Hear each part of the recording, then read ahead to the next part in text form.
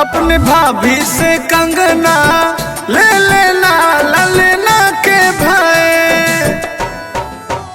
भाभी रानी के कंगना ले लूंगी ललना के भये। हाँ नेटा ले लेना। जो बीबी तू ले भू कंगनवा मैं ना दूंगी अंगना हो भाभी रानी के कंगना। अपने भाभी से कंगना ले लेना ललना के भाई। भाभी रानी के कंगना ले लूंगी ललना के भये। भाभी रानी के कंगना ले लूंगी ललना के भये।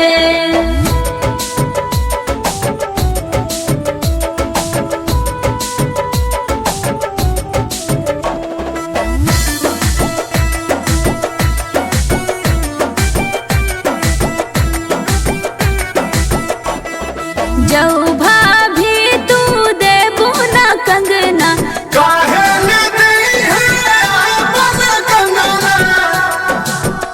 मोरे बाबा के आटे अंगना हो भाभी रानी के कंगना।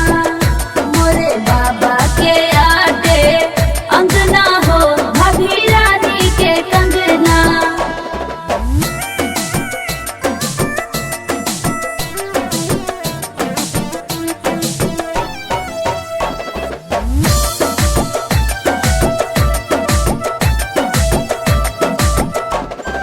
जौनन दे तू लेबू कंगनवा काहे न देबू अपन कंगना।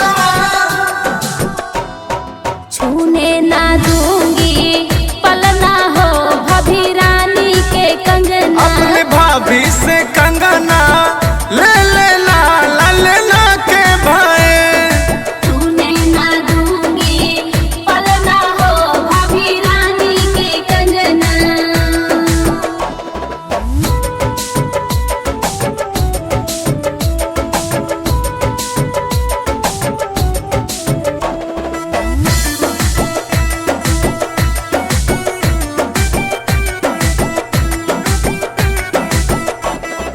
जो भाभी तू देबू ना कंगना काहे न दी है अपन कंगना।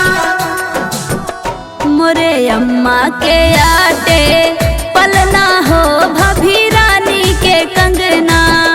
मोरे अम्मा के आटे पलना हो भाभी रानी के कंगना। अपनी भाभी से कंगना ले लेना ललना के भाई।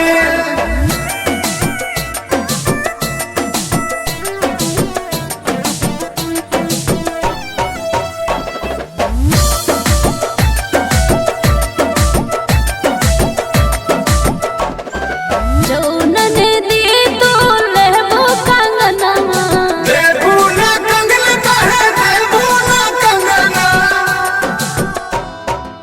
उन्हें ना दूंगी ललना हो भाभी रानी के कंगना।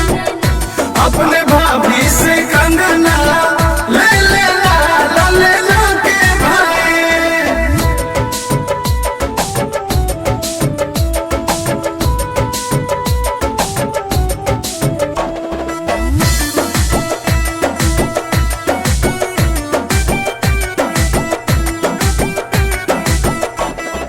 जो भाभी तू देबू ना कंगना काहे न दी है अपन कंगना। मोरे भैया के यार